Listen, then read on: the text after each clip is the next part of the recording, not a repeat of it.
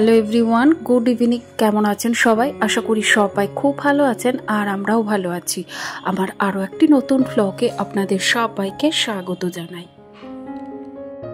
এখন এতটাই ছোট দিনের বেলা যে 5টা 15 থেকে 20-র মধ্যেই একেবারেই অন্ধকার হয়ে যায়। তাই সংসারের দুপুরবেলা পর্যন্ত কাজ সারার পর বেশ কিছুক্ষণ রেস্ট নিতে না নিতেই ওইদিকে কিন্তু দেখুন চারপাশে একেবারে ঘোর অন্ধকার হয়েছে। দেখে মনে হচ্ছে না যে 7টা 7:30 বাজে, তবে না, এখন বাজে মাত্র 5টা 20 মিনিট। তো যাই হোক, সংসারের কাজের তো কোনো অন্ত থাকে না। আমাদের মতো হাউসওয়াইফ যারা, তাদের কিন্তু সারা দিনটা সংসারের কাজ করতে করতে কিন্তু কখন যে দিন ফুরিয়ে রাত হয়ে যায় আমরা নিজেরাও বুঝতে পারি না। তো রাত থেকে সারাটা দিন সকাল থেকে রাত অবধি, এমনকি শুতে যাওয়ার আগে পর্যন্ত আমাদের কাজের কোনো শেষ থাকে না। আর কাজকর্ম বলতে অনেকের কাছেই হয়তো মনে হতে পারে যে কি এমন কাজ একটা সংসারে, তো শুধুমাত্র ঘরদোর গোছানো, খাওয়া দাওয়া, রান্না করা, এইটুকুই। কিন্তু আমি তাদেরকে বলবো যে এই যে কাজগুলি রয়েছে, রান্না, খাওয়া, ঘর গোছানো, এর মধ্যেও অনেক প্রতিভা রয়েছে, তাই না? আমরা যারা হাউসওয়াইফ তারা কিন্তু এই কাজের মাধ্যমেই কিন্তু ঘরে বসে প্রচুর টাকা আজকে সোশ্যাল মিডিয়ার যুগে কিন্তু আমরা ইনকাম করতে পারছি। আর তার জন্য কিছু সুন্দর সুন্দর প্ল্যাটফর্ম আমাদের করে দেওয়া হয়েছে, যেমন তার মধ্যে ইউটিউব একটি, ফেসবুক একটি। আমরা যারা গৃহিণীরা রয়েছি তারা বেশ কিছু মাধ্যম রয়েছে, তার মাধ্যমে নিজেরা যেমন ঘরে বসে বেশ কিছু ইনকাম করে হাজব্যান্ডকে সাহায্য করতে পারি। তো আমিও যেমন একটা সময় ছিল যখন অনেক কিছু করতাম, সেরকমের মধ্যে কিছু আপনাদের বলি। যেমন আমার যখন বিয়ে হয় তখন তো এই সব স্মার্টফোনের যুগ ছিল না, তখন ছোট ফোন, ল্যান্ড ফোন এর যুগ ছিল। তো তখন যে সমস্তগুলি করা যায়, যেমন আমি বেশ কিছু ট্রেনিং দিয়েছিলাম, যেমন হেলথ ওয়ার্কারের ট্রেনিং দিয়েছিলাম, সফটওয়্যার, তারপরে হচ্ছে নার্সিং ট্রেনিং, এগুলো দিয়েছিলাম। তো তারপরে পার্লারের কাজ শিখেছি। আর আপনারা অনেকেই জানেন কৃষ্ণনগরে মাটির পুতুল বিখ্যাত। তো সেই পুতুলের রঙের আলাদা কাজ থাকে, পুতুল তৈরির আলাদা কাজ থাকে। তবে তৈরির কাজটা আমি শিখতে গিয়েও কিন্তু পারিনি, অনেকটা চেষ্টা করতে, কারণ ওখানে অনেকটা পরিশ্রমের ব্যাপার থাকে, যে পরিশ্রমটা আমরা সারাদিনের সংসারের কাজ করে পেরে উঠবো না। আর তারপরে আমি কালারের কাজ করেছিলাম, অনেক কিছুই করেছি। তার সাথে সাথে নিজে পড়াশোনাও করেছিলাম নিজের কেরিয়ারের জন্য। আর সেই সাথে তারপরে আমার শোনা হয়, তো শোনা হওয়ার পর তাকে মানুষ করব, তাকে করব, এই জন্যে আমার সমস্ত কিছু স্যাক্রিফাইস করা। তো একজন মা হিসেবে কখনোই চাইতে পারি না যে আমার সন্তান যেমন তেমনভাবে মানুষ হোক। আমি সবসময় চাইছি সে যেন ভালো করে মানুষ হয়, মানুষের মতো মানুষ হয়। তো যাই হোক, কাজ করতে করতে অনেক কিছুই আপনাদের সাথে শেয়ার করলাম।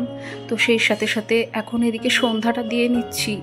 তো এছাড়াও কিন্তু আমরা আরও অনেক উপায়ে কিন্তু কাজ করতে পারি। যেমন ধরুন এই যে সংসারের কাজগুলো আমরা সুন্দর করে সাজিয়ে গুছিয়ে প্রেজেন্টেবল করে আমরা সেখান থেকেও কিছু অন্তত আর্নিং করতে পারি। এছাড়াও ঘরে বসে বিভিন্ন রকম হাতের কাজ রয়েছে, যেগুলি আমরা করলে ছোটোখাটো যেটুকুই থাকুক আমাদের সময় মতো, সেখান থেকে আমরা কিন্তু নিজেদের হাত খরচা বলুন বা নিজেদের ছোটো ছোটো স্বপ্ন পূরণ, এগুলো করতে পারি। তো এইভাবে আমরা মেয়েরা কিন্তু সংসারের কাজ থেকেও বা সংসার সামলেও কিন্তু নিজেদের পায়ে দাঁড়াতে পারি বা নিজেদের একটু অন্তত সেভিংস করতে পারি। তাছাড়াও যেমন আরও অন্যান্য অনেক ক্ষেত্র রয়েছে, যেমন কিছু পয়সা আমরা সপ্তাহের শেষে সঞ্চয় করে, অনেক রকম মাধ্যম রয়েছে, স্বনির্ভর গোষ্ঠীর মাধ্যমে কিছু পয়সা জমাতে পারি। তাছাড়াও যেমন ধরুন এই যে গ্রসারি শপিংগুলো আমরা করি, গ্রসারি বাজার থেকে কিছু বাঁচিয়ে, কিছু সেভিংস করে, কিছু একটু কম খেয়ে সেখান থেকে কিছু পয়সা বাঁচিয়ে আমরা কিন্তু জমাতে পারি। এরকমভাবেও কিন্তু আমরা সঞ্চয় করতে পারি। তো এগুলির হলো কিছু মাধ্যম। আসলে সর্বকথা হচ্ছে, শেষ কথা যেটা, যে কিছু স্যাক্রিফাইস করলে কিন্তু কিছু পাওয়া যায়। আমরা এরকম অনেক ক্ষেত্র রয়েছে যেখানে আমরা হয়তো এই যে অনলাইনে যে জিনিসটা আমাদের প্রয়োজন না, আমরা দুম করে কিনে বসলাম, কিছুদিন পরে দেখা গেল কি এই জিনিসটা আমার প্রয়োজন নয়। তো সেই রকম কিছু জিনিস যদি আমরা না কিনে সেই পয়সাটা সেভিংস করি, তাহলে আমাদের দেখা যায় কি মধ্যবিত্ত পরিবারে টাকাটা অনেকটাই কাজে লাগে। আর আমরা তো জানি না যে আমাদের কখন কোন ক্ষেত্রে টাকা লাগতে পারে। সবসময় আমরা ভবিষ্যতের সেভিংস বলে কিছু করে রাখাটা আমাদের দরকার। তো যাই হোক, এই গেল হচ্ছে সেভিংসের কথা। তো এর মাঝখানে আমি অনেকগুলো কাজ করে নিয়েছি। বেশ কিছু জামাকাপড় ছিল যেগুলি করে মানে গুছিয়ে জায়গা মতো রেখে দিয়েছি। সন্ধ্যাবেলার সময়টা কিন্তু আমি এক্সট্রা কাজগুলি করে থাকি।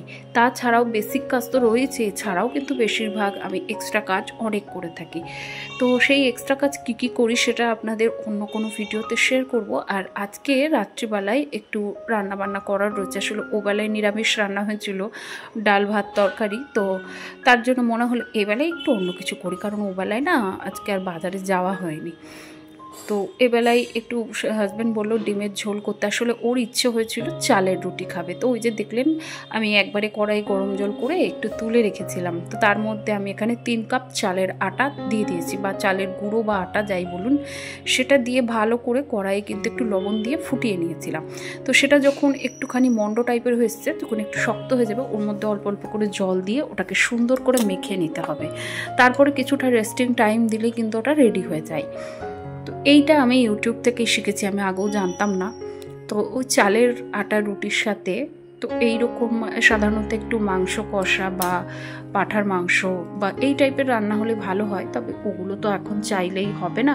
তো যেটা শর্টকাট মাধ্যম রয়েছে, তো সেটাই হচ্ছে এই যে ডিমের কারি করব। তো ডিমগুলোকে সেদ্ধ করে গায়ে একটু ছুরি দিয়ে কেটে কেটে নিয়ে তো আমি এটাকে তেলে ভেজে নিয়েছিলাম, হালকা করে স্যালো ফ্রাই করে ভেজে নিয়েছি। তো সেটাকে তুলে নেওয়ার পরে তেলের মধ্যে একটু পেঁয়াজ কুচি দিয়েছি, আর দিয়েছি আদা রসুন পেস্ট, সাথে রয়েছে অল্প একটু পেঁয়াজ বাটা, টমেটো, সব কিছু দিয়ে ভালো করে কষিয়ে নিয়েছি। তো এর মধ্যে অবশ্যই আপনারা জানেন আমরা গুঁড়ো মশলা তো খাই না, তো একটু জিরে ধনে আদা সমস্ত কিছুই রয়েছে, তো সব কিছু পেস্ট দিয়েছি। তার মধ্যে একটু দিয়েছি টমেটো কেচাপ। তো আপনারা যারা ডিমের কারি করতে চান, আপনারা একটু সামান্য টমেটো কেচাপ অ্যাড করে দিয়ে দেখবেন, সেই ডিমের টেস্টের মানে সেই ডিমের কারির টেস্টটা একটু অসাধারণ হয়। তো এইবারে ডিমের কারিটা ওখানে ফুটতে দিয়েছি, একটু আলু দিয়েছিলাম, তো আলুটাকেও ভেজে তুলে নিয়ে সুন্দর করে কষিয়ে দিয়েছি। আর এই দেখুন কিছুক্ষণ পর ডিমের কারি স্ট্রাকচারটা ঠিক এরকম হয়েছে। এইবারে এর ওপর থেকে একটু গরম মশলা দিয়ে নামিয়ে নিয়েছি। তো এইভাবে ডিমের কারি করে দেখবেন, ভীষণ সুন্দর হয়।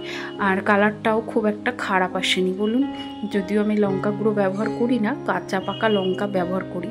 আর এদিকে দেখুন আমার আটাটাও মাখা হয়ে গেছে। তবে একটা সমস্যা হয়ে গেছে কি জানেন তো, আসলে এই আটা তো সহজে আমরা চট করে খাই না। তো আজকে শখ করেই আর কি করা হলো। তো একটু জলটা বেশি দেওয়ার ফলে একটু নরম হয়ে গেছিলো। তো আপনারা যারা করবেন জলটা একটু অল্প অল্প করে দিয়ে মাখাবেন, তাহলে দেখবেন মানে আটা মাখাটা খুব সুন্দর হয়। তো এবারে এখান থেকে নেচি কেটে রুটিগুলো ভেজে নিচ্ছি। তবে রুটিগুলো খুব একটা খারাপ হয়নি জানেন, বেশ নরম হয়েছিল। তবে এইটা আমার বলতে মানে দ্বিধা নেই, আমি এটা ইউটিউবেরই একজন মানে কি বলবো, একজন খুব বড় ইউটিউবারের কাছ থেকেই আমি শিখেছি, মানে দেখে শিখেছি। আপনারা অনেকেই কম বেশি জানেন যে বাংলাদেশি ব্লগার মম হীরাকে অনেকেই হয়তো চেনেন। তো আমিও ওনার থেকে এই রুটি করাটা শিখেছি। তবে এই প্রথম আমি ফার্স্ট টাইম ট্রাই করলাম। তবে প্রথমবারেই হয়তো পারফেক্ট হয়নি, তবে একটু ডিস্টার্ব হয়েছে। আসলে কি বলুন তো, আমরা ভুল করতে করতেই জীবনের কিন্তু মানে শিক্ষাটা কিন্তু পাই, তাই না? ভুল যদি না করি তাহলে আমরা শিখবো কী করে? তাই ভুল থেকেই কিন্তু আমরা ভালো শিক্ষা পেয়ে থাকি। তো আজকে যে ভুলটা করেছি, আগামী দিন চেষ্টা করব সেই ভুলটা যাতে না হয়। ভুল করতে করতেই কিন্তু আমরা শিখি। আর জীবনে কেউ কিন্তু পারফেক্ট নই, সেটা আপনারা যাই বলুন না কেন। আমি তো সেটাই মনে করি, যেই বলুক সেও দেখবেন জীবনে কিন্তু কখনোই পারফেক্ট হওয়া যায় না। তো এদিকে অনেকটাই রাত হয়ে গেছিলো, আর এপাশে রুটি আর ডিমের কারি দিয়ে দিয়েছি। সবার খাওয়া হয়ে গেছে, শুধু সোনারই বাকি রয়েছে, সোনা খাচ্ছে। আর এদিকে আমারও খাওয়া হয়ে গেছে। তবে এখন যেটা করব সেটা হচ্ছে রান্নাঘর পরিষ্কারের কাজ। কারণ প্রত্যেক দিন রাত্রিবেলায় আমি কিন্তু রান্নাঘর পরিষ্কার করে শুতে যাই। এটা আমার একটা হ্যাবিট হয়ে গেছে বলতে পারেন। আর এই হ্যাবিটের কারণে সকালবেলায় খুব সুন্দর একটা পরিষ্কার ফ্রেশ নিট অ্যান্ড ক্লিন রান্নাঘর পেয়ে থাকি। আর প্রতিদিন আমি কিন্তু অল্প একটু সার্ফ জল দিয়ে বা শ্যাম্পু জল দিয়ে আমি কিন্তু এই টাইলসগুলো মুছে নিই। কারণ এই যে টাইলসটা দেখছেন এগুলো না খাঁজ কাটা কাটা, তো এর মধ্যে না বেশ নোংরা জমে যায়। যখন টাইলসগুলো বসানো হয়েছিল অনেক দিন আগেকার কথা, আর তখন প্লেন টাইলস তো বেরোয়নি, এরকম টাইপেরই টাইলস ছিল। তো আমি যাইও নি, তো ভাই এনে আর কি লাগিয়ে দিয়েছিল। তো তাতে করে কি হয়, এগুলোতে না একটু নোংরা বসে যায়। আর রোজ যদি মোছা যায় তাহলে নোংরাটা কিন্তু কম হয়। তো তবে তখন তো সে বোঝেনি যে এটা কি বসালাম, কিন্তু এখন আমি বুঝতে পারি যে একটু যদি না মোছা হয় তাহলে কিন্তু এগুলোতে নোংরা বসে যায়। তাই আপনারা যখন নতুন রান্নাঘর করবেন চেষ্টা করবেন প্লেন জাতীয় টাইলস নিয়ে এসে কিন্তু বসানোর। তো রাত্রির সমস্ত ক্লিনিংয়ের কাজ, রান্নাঘরের কাজ সবটাই হয়ে গেছে। আর এরপরে এবার নিজের একটু কেয়ার করার পালা, কারণ সারাদিন কাজের অন্তে নিজের জন্য যদি একটু সময় না রাখি তাহলে আর আমি কি করলাম, তাই না? তো আস্তে আস্তে এখন শীত পড়ে গেছে, আর শীত পড়া মানেই আমাদের স্কিনটা কিন্তু ডাল হয়ে যাবে, রাফ হয়ে যাবে। তো সেক্ষেত্রে স্কিনকে সবসময় ডিহাইড্রেট রাখতে হয়, মানে হাইড্রেট রাখতে হয়। তো ডিহাইড্রেট থেকে মুক্তি পেতে গেলে আপনার স্কিনকে কিন্তু একটু পরিষ্কার রাখতে হবে, যাতে স্কিনে অক্সিজেন নিতে পারে। তো যাই হোক, এদিকে আমি একটু স্ক্রাবিং করে নিয়েছি। অনেক দিন পর আজকে স্ক্রাবার দিয়ে একটু স্ক্রাবিং করলাম, প্রায় বলতে পারেন এক মাস থেকেও বেশি। আসলে সংসারে কাজের এতটাই প্রেশার ছিল যে বেশ কিছুদিন সময় পাইনি। তো যাই হোক, এখন এই দেখুন স্ক্রাবিং করে নিয়েছি, আর যেটুকু বাড়তি স্ক্রাবার ছিল সেটা হাতেও অ্যাপ্লাই করেছি। আর এরপরে ওই যে মিন অ্যাক্টিভ ময়েশ্চারাইজার সৌমিজের সেটা অ্যাপ্লাই করেছি, আর হাতে নর্মালি বোরলিন আমি এখানে মেখে নিচ্ছি। তো যাই হোক, আমার আজকে ভিডিওটি কেমন লাগলো অবশ্যই কিন্তু একটি কমেন্টের মাধ্যমে জানাতে ভুলবেন না। যদি কোথাও ভালো লেগে গিয়ে থাকে প্লিজ একটি লাইক করে দেবেন। তাহলে আজকের মতো আসি, সবাই খুব ভালো থাকবেন, সুস্থ থাকবেন। শুভরাত্রি।